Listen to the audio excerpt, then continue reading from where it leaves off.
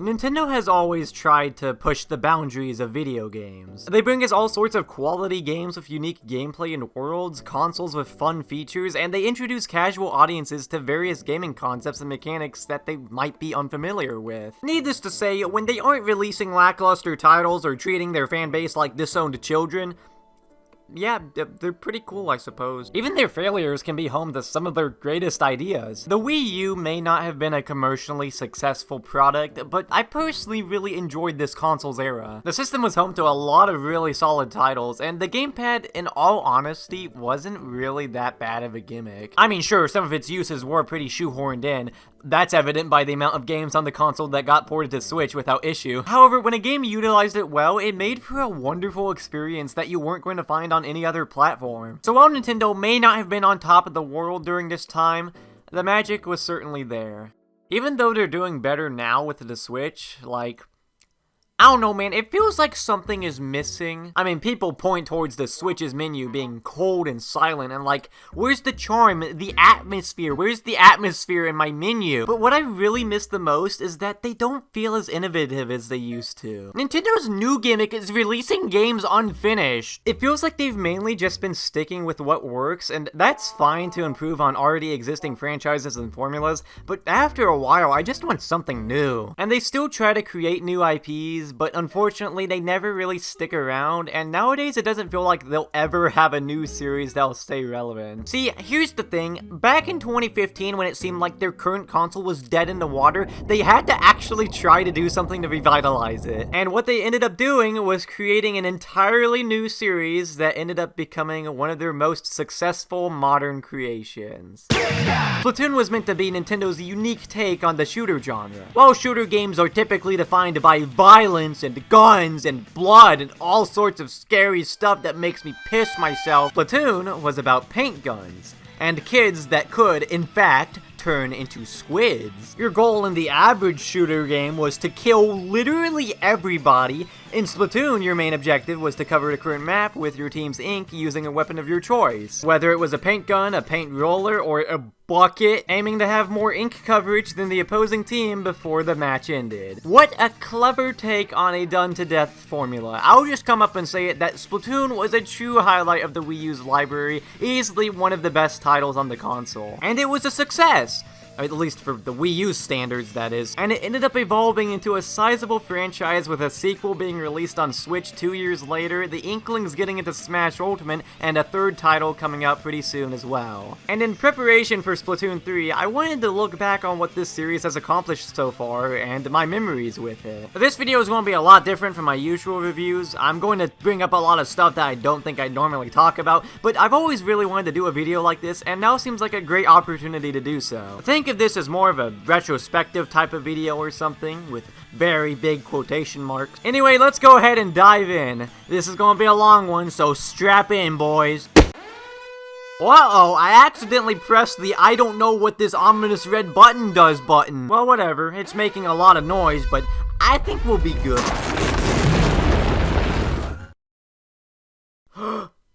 Okay, so I think I just lost my house, but I have more than 4 expressions now. Splatoon 1 will not be the primary focus of this video. However, I'm still going to talk about it as I feel like it's necessary since it sort of established the whole series. Holy crap, I don't know when the last time I heard that was. And man, Splatoon 1 feels so archaic nowadays, but it certainly feels good to check in on this little piece of history every now and then. Dude, I remember when this game first came out, it was like impossible to find a copy of it anywhere. I don't think I was able to get the game for like a solid month due to it being unavailable at every store I checked. But when I finally did get a hold of it, man, I had an absolute blast. I'd never played anything like this before. Maybe Team Fortress 2, but I forgot if I played that before or after this. Even if I did though, there were so many things that made Splatoon unique. Several interesting things you can do with the ink mechanics, various different builds you can construct using stat buffs attached to your equipment, an assortment of weapon classes with countless options to choose from. but I never really cared about that stuff because I'm stupid. Looking back on my profile, I was a lot less experimental than I would later become. I mean, to give you an idea as to how long ago this was the pre-Luggo era. Freaking ancient times, dude. The Dark Ages, if you'd be so inclined. But I had a lot of favorites that I stuck with, and I still had a ton of fun, so that's what matters most. I always wore the Octoling goggles because I used to love the enemy Octolings you'd see in the single player, and I always wanted to play as them. More on that later. And of course, I couldn't bring myself to take them off. The goggles stay on during sex. And I remember my favorite weapon was always the E-liter 4K scope. As soon as I found out about the E-liter, I remember immediately going to see if there was a scoped version, and sure enough, there was. There was a damn sniper rifle in this game, and I had to have it. Was I any good with it? No, because Chargers can't turf very well, so their main objective is to score kills. And unfortunately, I can't hit targets that are 2.5 inches in front of me, and not helping that was the fact that I always played this game with stick controls. Splatoon was the first game that introduced me to gyro controls.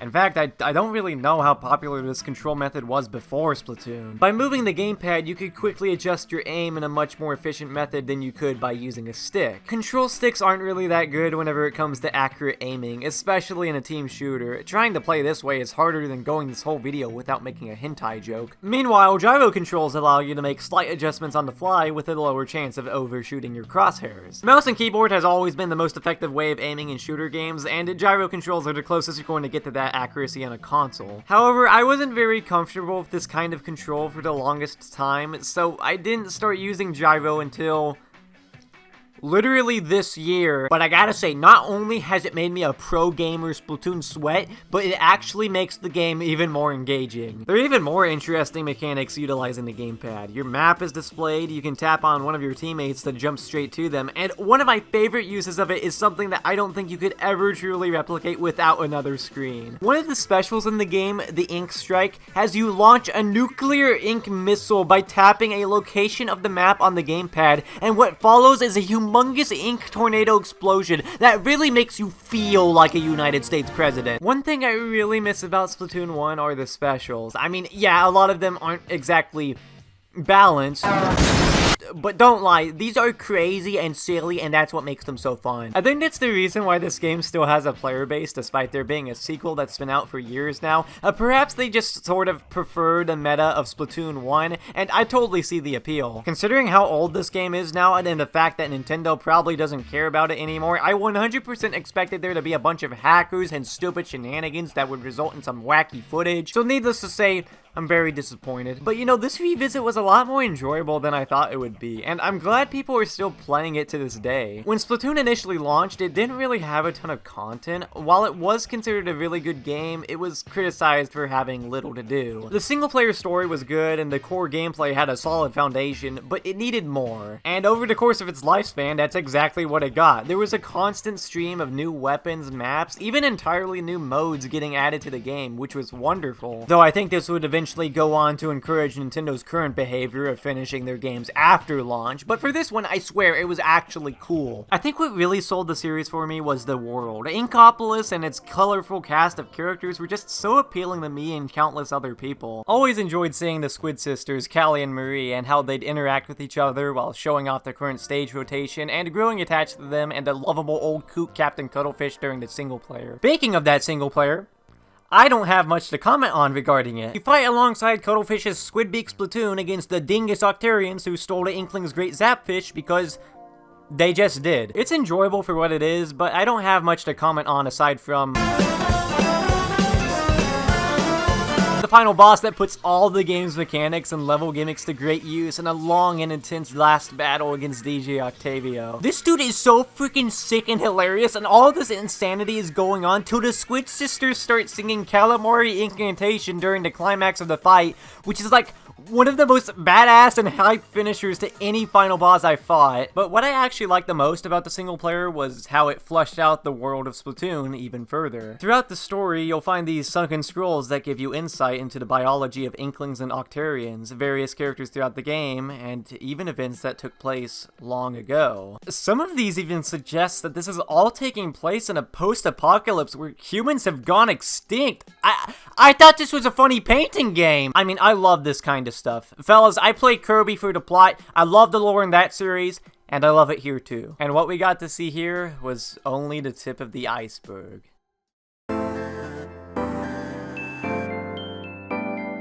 So, the game was a hit. It had great gameplay, a charming world, and even some rather unsettling lore. I'll always have a soft spot for Splatoon 1. I've made a ton of memories of this game, and looking back on it for this video has been a great time. And of course, it paved the way for another great series in Nintendo's library. And also a sequel.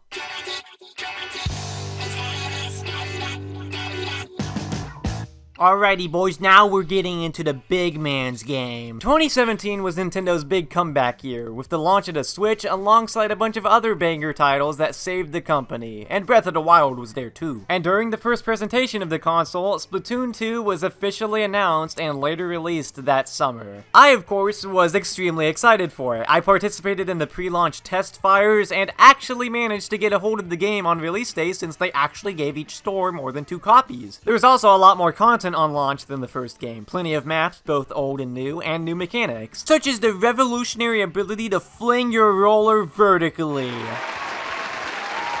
Oh, and they also introduced the Dualies class with the ability to do dodge rolls that nobody uses effectively. It's still fun though. There was also the Brella class that's essentially a freaking shotgun with a shield attached to it. It was initially only used in the single player, but later got patched in as a multiplayer weapon. Wait a second, this game's unfinished too? Nah, but as positively received as this game was on release day, I remember a good chunk of people questioning how good or necessary a sequel Splatoon 2 really was. I mean, I can't really say much more regarding the core mechanics because they're very similar to those of the first game aside from some tweaks here and there. Aside from being on a newer console, what did Splatoon 2 really add to the formula? Alright, I'm convinced that whenever I hit record, the matchmaking goes from garbage to utter garbage. What is going on? The new stages are great, some of my favorites including Humpback Pump Track, Mako Mart, and Muscle Forge Fitness. My favorite maps have always been the ones with high up vantage points or just really cool aesthetics. They completely revamped the sub and special weapons, outright removing most of the old ones, which, yeah, there are plenty that I miss, but they were a little too chaotic, so I think it's alright to start with a fresh new loadout here. I love the addition of the curling bomb, not for its offensive purposes, but for its utility in creating a pathway for you to swim in, either making for offensive assaults or quick retreats. The fizzy bomb is what would happen if you made a can of Dr. Pepper into an explosive. It's like an average splat bomb, but it can explode multiple times if you cook it for longer, and you can speed up that cook time by shaking your controller like a maniac! The new specials include the Ultra Stamp, a comically sized hammer that not only makes for hilarious chases, but you can throw it too, and when someone gets hit by this humongous hammer flying through the air, I'm wheezing! The Ink Armor, a solid replacement for the Bubbler, which serves as a supportive and defensive special. The Stingray, a laser that has no range limit whatsoever, and it's sorta toxic, but it's a laser. And the Splashdown, which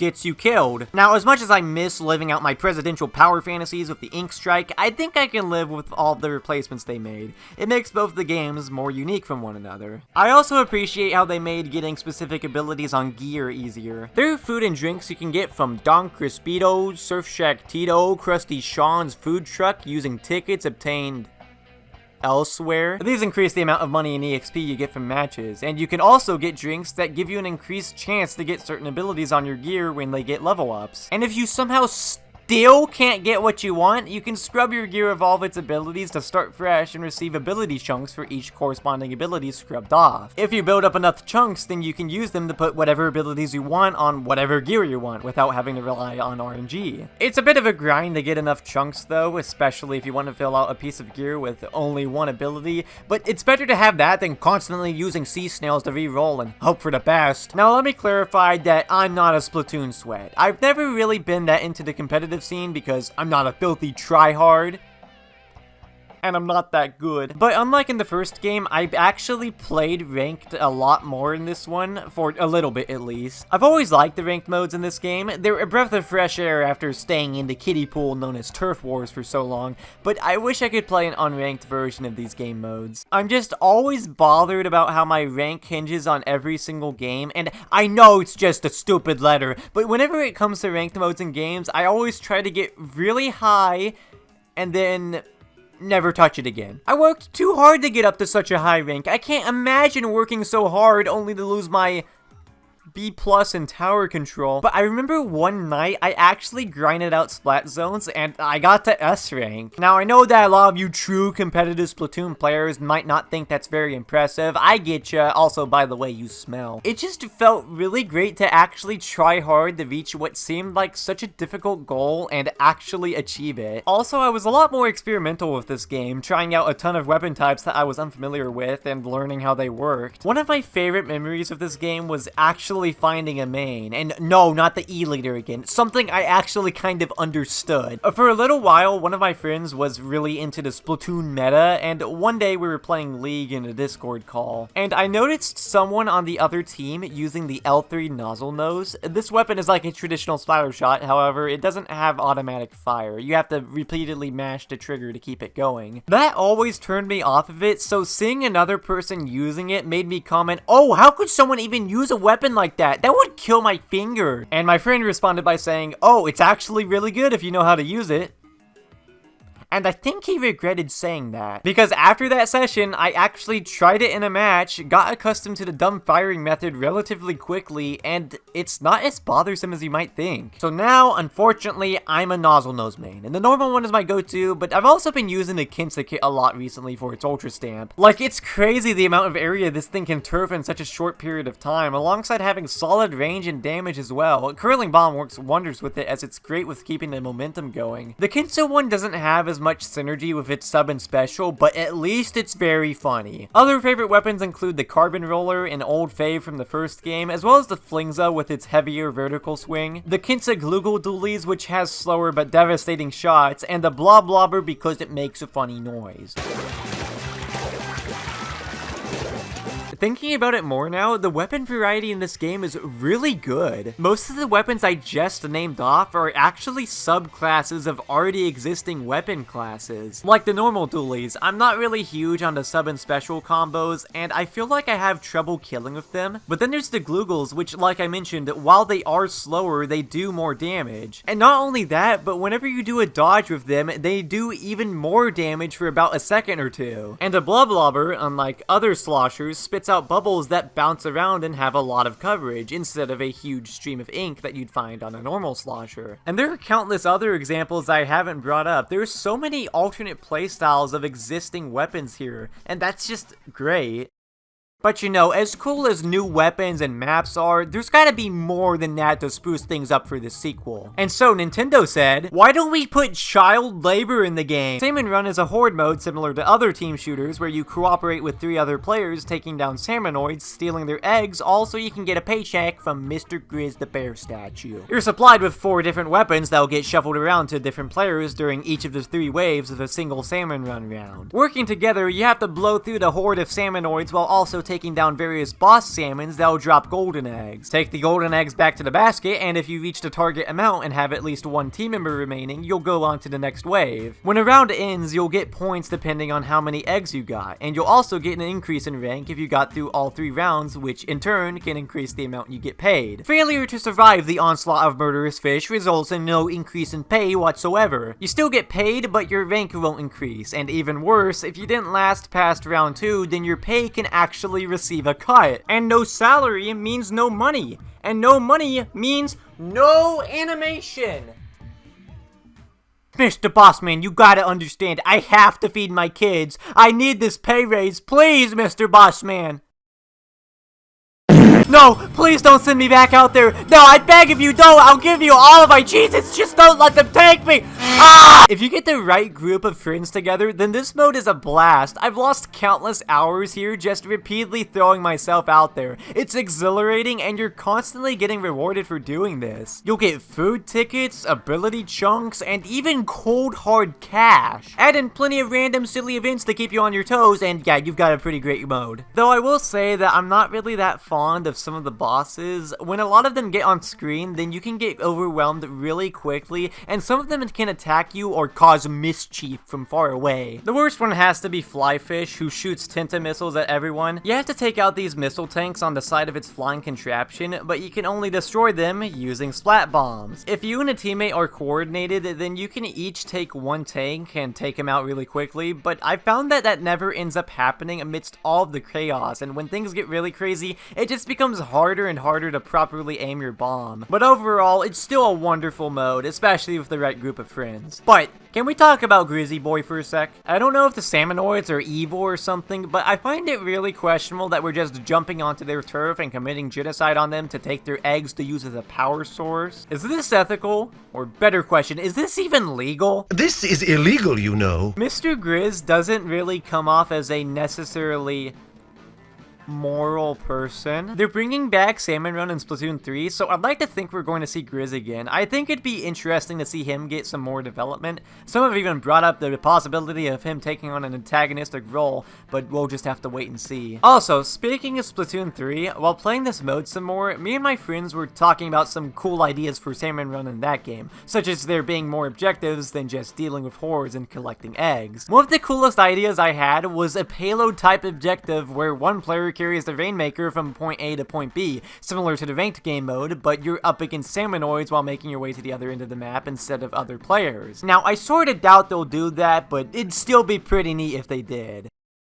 So let me get this straight. We got a bunch of new maps and weapons, with new ones being added over the course of several patches, an addicting horde mode, and yet another solid single-player campaign following up where the first game left off. What else could they possibly add? This game has so much cool stuff that it's on the verge of exploding. Oh. Now, I didn't talk that much about the single player for either game, but Octo Expansion is a special case, so while I'm not going to go in too much detail here, there's a lot of stuff that I want to at least cover. During one of my favorite Nintendo Directs, a brand new DLC campaign was announced titled Octo Expansion. Octo Expansion starred a new Octoling avatar going through several tests and obstacles within a deep undersea subway in hopes of escaping to the surface. Accompanying him, there's the returning Captain Cuttlefish, who was previously absent from the game up till now, but he's back and ready to sit down and do nothing. Needless to say, this reveal was like an atomic fucking bomb. Fans have been begging for the ability to play as Octolings for the longest time, and now they finally got it. Though unlike the other updates to the game, this wasn't free. It costed $20, but I feel like that price tag is more than warranted considering the sheer amount of content added. And recently, it became free on Nintendo's Switch Online Expansion Pass membership, but that means you have to have a Nintendo Switch Online Expansion Pass membership. I mean, if you haven't played it yet, then you might as well just play it that way because, you know, this game's going to die in like a month or two. The story of Octo Expansion involves your newly created Octoling escaping from the deep sea metro, like I stated earlier. You get informed by this random phone that you need to collect some things in order to get to the surface. So you ride around on this train visiting various districts and doing challenges in order to reach the things and escape from the scariest subway known to man.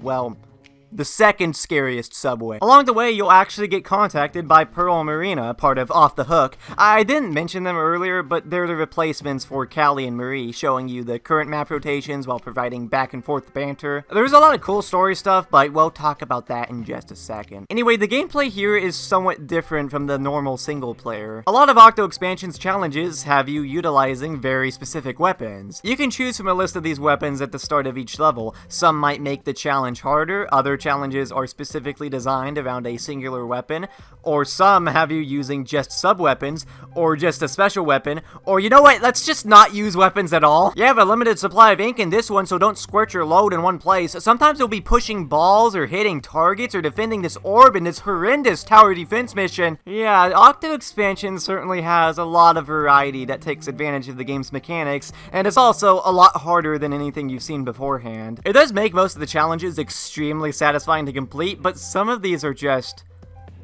pain. Like the aforementioned Girl Power Station, as it's called. Another reason for me to hate women, good lord. So basically, there are these sanitized octolings attacking this orb from all directions, and you have to protect it. They give you a lot of special weapons to work with, yes, but it's really easy for you to get overwhelmed quickly, and that orb's health depletes faster than my will to live. Octo Expansion's really beloved, and I get the praise, however, I've never been a diehard fan of it. I think it's solid and all, but I just don't think it's one of the best DLCs ever, and the low points sting so hard that they're way more notable than most of the good points, which, mind you, this DLC is a lot more good than bad. However, the challenge does make it more engaging than the standard single player, so I find myself going back to it every now and then, doing missions with weapons I hadn't used before. I can't just say that I was really hoping that you'd get to explore the deep sea metro, because it's a really ominous and interesting location, but unfortunately you're confined to small sections such as the subway cars and whatnot that are only there to get you to each level. I'd love to see Splatoon tackle more open levels, similar to a 3D collectathon such as Mario 64.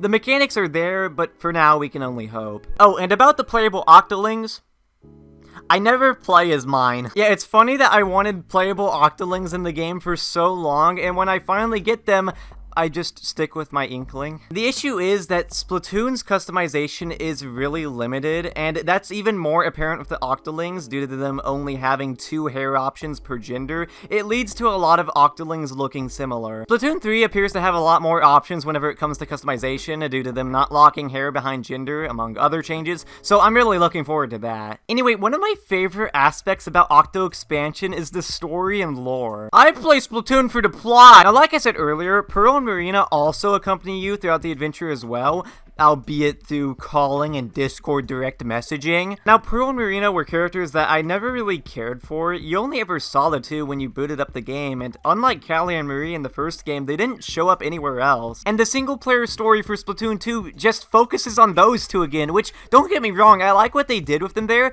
and I'll talk about it more later, but Pearl and Marina just get completely ignored. But now, we actually get to see some character from the two.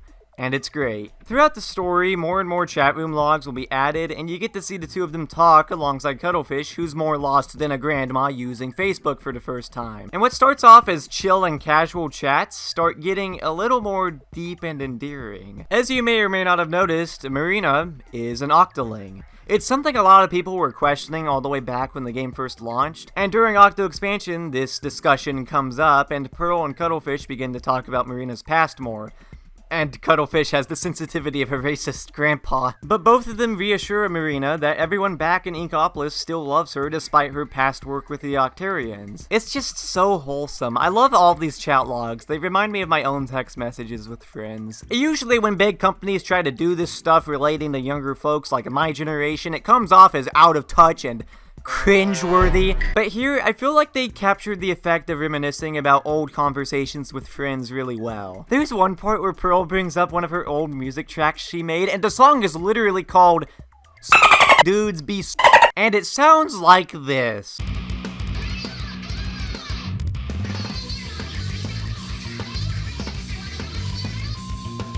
Hold on a damn second, there's a censor beep in there. She said a bad word. Oh my goodness, that kills me. Just knowing that Pearl, of all people, is the only Splatoon character that's canonically sworn, that's pure comedy gold. Oh, and dude, the finale. I've talked about it multiple times on the channel, so I'm not going to talk about it for that long here and repeat things I've discussed before, but The final gauntlet to the surface might be one of the longest final levels I've ever experienced in a game, and I absolutely love it. After collecting all the things, the phone turns on you trying to turn you into something using a blender, and then Agent 3 from the first game just comes out of nowhere to save you. So you just say, screw it, let's get out of here. And this level is grand, climactic, and difficult, and as you get closer and closer to the top, the music becomes hype, the adrenaline kicks in, but that phone remains persistent, and he captures Cuttlefish in Agent 3, puts Baja Blast goop on his face, and after an intense fight, you finally get out, and the surface is such a beautiful sight even though you've literally already seen it before. And just as everyone is all happy and things seem like they've wrapped up, this giant statue rises out of the water and the phone returns, revealing himself as Commander Tartar, a machine made by a robot. A machine made by a scientist long ago that was set with the task to watch over the Inklings as they evolved. But he's deemed them as imperfect and is now dead set on destroying the entirety of Inkopolis and replacing the Inklings and Octolings with his Baja Blast replicas, the sanitized Octolings you've seen throughout the story. And blah blah, I've talked about how I love Tartar before, I love this big lore piece he's given us, I love this ominous statue representing a long dead species. I mean, up until now, the lore has just been tucked away into Sunken Scrolls, but now you've come face to face with it. But I've never actually talked about Octo Expansion's unique final battle before. Basically, you go around detonating these super bombs to cover the entire statue with ink, preventing it from solar charging its laser of death. Wait a second, covering a turf with ink? Wow, it's kinda like a turf war. There's not much actual fighting here, instead you need to scramble across the statue, blowing up the bombs while making your way around some platforming obstacles, praying that you don't fall off and get the terrifying bad ending, all while working under a tight time limit before Inkopolis suffers a horrible demise. The stakes have never been higher than they are now, and as if that wasn't exhilarating enough, during the last minute of the fight, the music goes raw.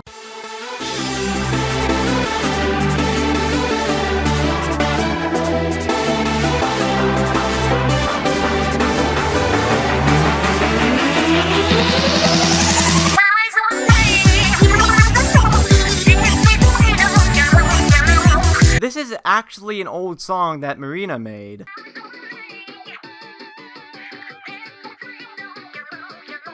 And you know, a ton of games do the thing where they remix a song you heard earlier in the game and use it for the final boss fight to make it feel all the more climactic. But what makes this one of my favorite examples of that trope is that the original song was pretty much incomplete. But this version that you hear during the final boss fight,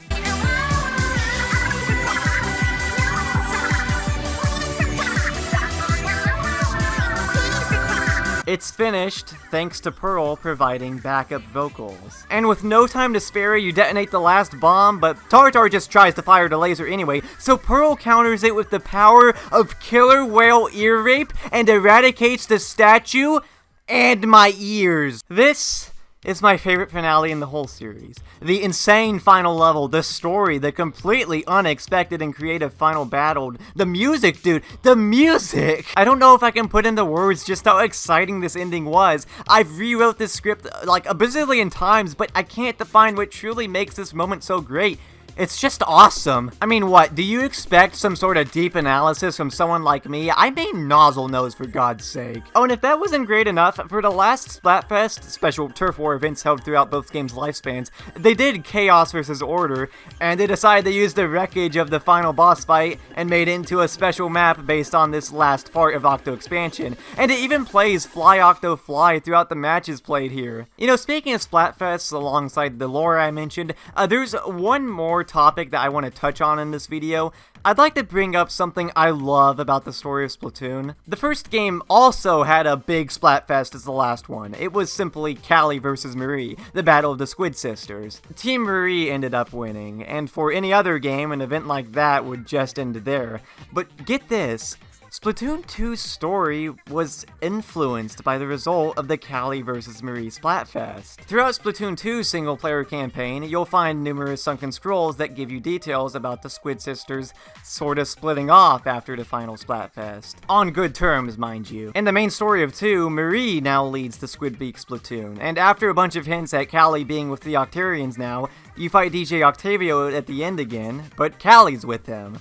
They spoiled this inside of the game's box, though she's under his influence and not actually acting on her own accord, so Marie no-scopes her and she snaps out of it. You crush Octavio's balls with the Rainmaker, and now the Squid Sisters are cool again. And that's all funny and goofy and stuff, but that just begs the question, what would have happened if Callie won the final Splatfest? Would their two roles simply be reversed, or would the story be completely and totally different than it is now? I say this because it appears that this might be happening again, and I think the effects are going to be a lot more major. The last Splatfest for Splatoon 2 was Chaos versus Order. Chaos ended up winning. And from what we've seen of Splatoon 3, there's a lot of barren wasteland, almost like it's Mad Max or something. Yeah, I failed to realize how chaotic everything looked, and I didn't make the connection that the whole setting of Splatoon 3 might be the way it is due to the results of Chaos versus Order. Now imagine if Order won, would we see a much more futuristic and high-tech world than we're seeing now? That's just so interesting to think about. Like, the players, us, we influence the stories of these games. Also, by the way, I was on both Team Marie and Team Chaos. Chaos sweep.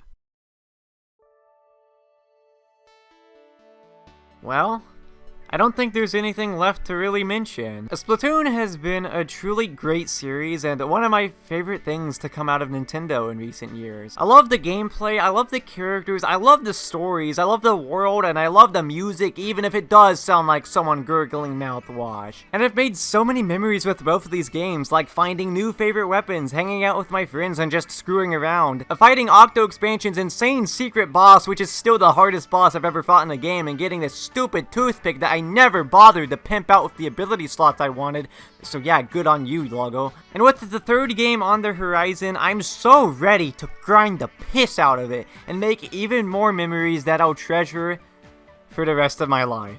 And so, it's almost time to retire Splatoon 2 and have it join the first game as a memento of some of my fondest gaming experiences. I'm going to miss it a lot, but I'm excited for what the future has to offer for this blossoming franchise.